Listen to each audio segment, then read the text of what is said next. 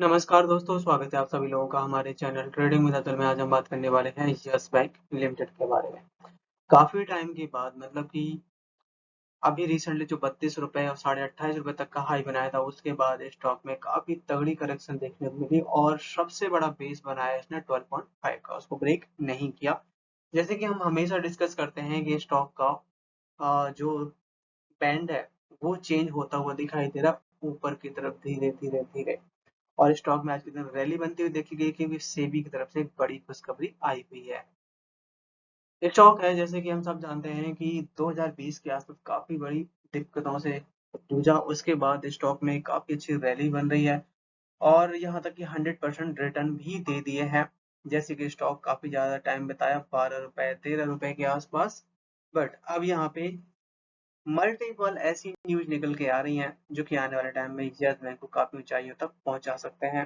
तो चलिए गाइस, शुरू करते हैं हम अपना वीडियो। साथ ही अगर आप लोग हमारी वीडियो के माध्यम से थोड़ी सी भी हेल्प हो रही हो तो प्लीज आप हमारे चैनल सब्सक्राइब जरूर करें।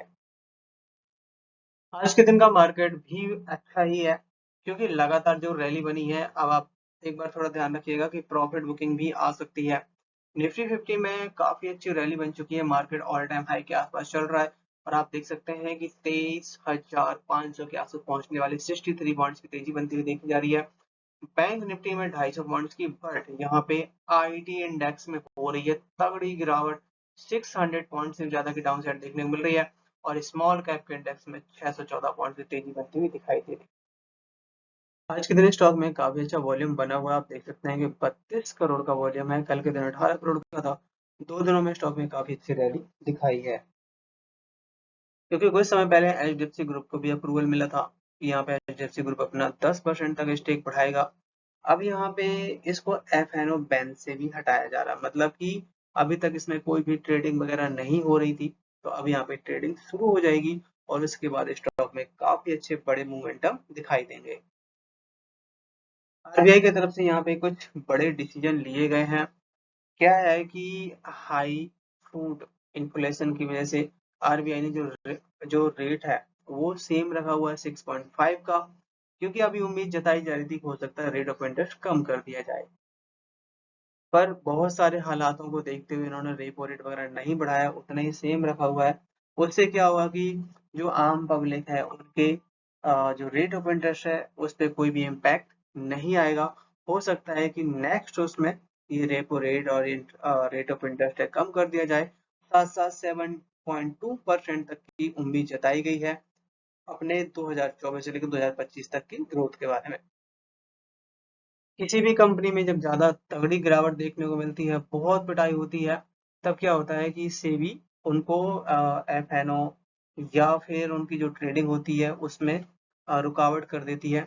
अब यहाँ पे बहुत सारे ऐसे स्टॉक हैं जिसमें Yes Bank, Jio Finance, Adani Green, Paytm, RBNL और आईआरएफसी जैसे स्टॉक हैं जिनको अब यहाँ पे एफएनओ में डाल दिया जाएगा। तो यहाँ पे न्यूमेरा इंस्टीट्यूशनल इक्विटी की तरफ से यहाँ पे एक खबर आती हुई दिखाई दे रही है कि बहुत सारे स्टॉक हैं जिनको अब यहाँ पे एफएनओ क्राइटेरिया में डाला गया है और अब यहाँ पे सिलेक्शन किया जाएगा कि कौन सा यहाँ पे सिलेक्ट होगा या नहीं।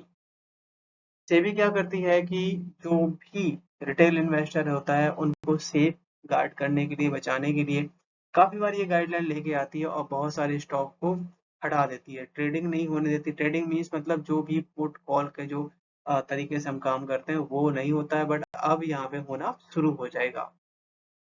जब ये स्टार्ट होगा तो उसमें शेयर में फ्लैक्चुएशन भी बहुत होती है, तेजी भी बहुत होगी, गिरावट भी बहुत होगी। तो यहाँ पे आप देख सकते हैं कि स्टॉक के नाम भी बहुत सारे हैं, बट हम बात करें सिंपल यस बैंक के बारे में। यस बैंक यहाँ पे सेकंड नंबर पे है। देखते हैं कि कौन कौन से स्टॉक हैं जो कि इसके अंडर में आएंगे। आज के दिन स्टॉक ने हाई बनाया 24.50 का, लो बनाया 23.21 का, क्लोजिंग दी है 23.85 पे। 3% तक की तेजी बनती हुई देखी गई। चार्ट पे नजर डाली जाए तो यहाँ पे आप देख सकते हैं कि स्टॉक है जो कि अब यहाँ पे अपने रेंज में आए। इस रेंज की जैसे ऊपर निकलेगा तो स्टॉक बड़े आराम से 25 तक चला जाए। एमडी ने एक बहुत बड़ा खुलासा किया है, खासकर आरआईडीएफ मैच्योरिटी के बारे में। और ये एक बहुत बड़ा अमाउंट है जिसमें बताया जा रहा है कि 25% यस बैंक इसमें इन्वेस्टमेंट करेगा। जब ये बैंक डूबने के कगार में था तो आपने देखा होगा कि इसके पास कोई ऐसी प्रॉपर्टी नहीं थी, कोई ऐसी एग्रीकल्चर लैंड नहीं थी जहाँ पे इसने इन्वेस्टमेंट किया हो। अगर वो होती तो यस बैंक उस समय नहीं डूबता और वो उस प्रॉपर्टी को बेच के खड़ा हो जाता। तो उसी तरीके से यहाँ पे अब इनके जो मैनेजिंग डायरेक्टर हैं उनकी तरफ से प्लान किया जा रहा है।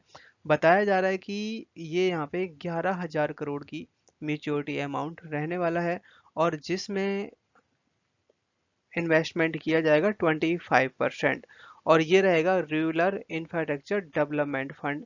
वहाँ पे सारा पैसा डाला जाएगा, जिसमें बताया जा रहा है कि ये मेच्योरिटी अमाउंट रहेगा 2025 तक। साथ साथ इनका जो प्लान है 44,000 करोड़ का प्लान है, जिसमें ये काम करेंगे। और इस तरह की एक्टिविटी में agriculture land, micro enterprises and other economy यहाँ पे एक तरीके से हेल्प कर सकते हैं यस बैंक के लिए। एमएससीआई में बताया जा रहा है कि पेटीएम आउट हो चुका है। यस बैंक, सुजलॉन और वेदांता यहाँ पे एडिशनल वेट हो सकते हैं, मतलब कि बहुत सारा इन्वेस्टमेंट आ रहा है। जैसे कि हम सुजलॉन के बारे तो जानते हैं, वेदांता भी काफी अच्छा चल रहा है, बट अभी बारी है यहाँ पे यस बैंक में तगड़ी इन्वेस्टमेंट होने की। यस बैंक के बोर्ड की तरफ से एक नई अनाउंसमेंट करी गई है, एक नई सर्विस लॉन्च की गई है। आप देख सकते हैं कि यस ग्रैंड्योर, जिसके तहत बहुत सारी सर्विस और बहुत सारा बेनिफिट होगा यस बैंक को। और बैंक की तरफ से पूरी की पूरी रिसर्च करी गई है इस सर्विस को स्टार्ट करने से पहले, और जिसमें बताया जा रहा है कि ये इस तरीके से डिजाइन किया गया है, unique financial and life style need for India fast growing emerging information segment, जिसमें बताया जा रहा है कि 2.3 टाइम हर साल दर साल यहाँ पे ग्रोथ देखने को मिलने वाली है। जिस तरीके से मिडिल क्लास और हाई मिडिल क्लास, इन सब की ग्रोथ बढ़ती हुई देखी जा रही है। बताया जा रहा है कि 61% तक की ग्रोथ हो सकती है 2046 से लेकर 2047 तक। और इस सर्विस के तहत बैंक को 5 लाख और नेट रिलेशनशिप वैल्यू 20 लाख की मिलने वाली है, जिसमें इस सर्विस के तहत बैंक को बहुत सारा लोन डिस्ट्रीब्यूट करने में बहुत आसानी होने वाली है। और इस बैंकिंग के तहत बताया जा रहा है कि आपके 3-1 अकाउंट के ऑफर मिलेंगे। फर्स्ट तो demat account, trading account, saving account. और ये सर्विस पहले बैंक यस बैंक के पास नहीं थी, दूसरे बैंकों के पास भी थी।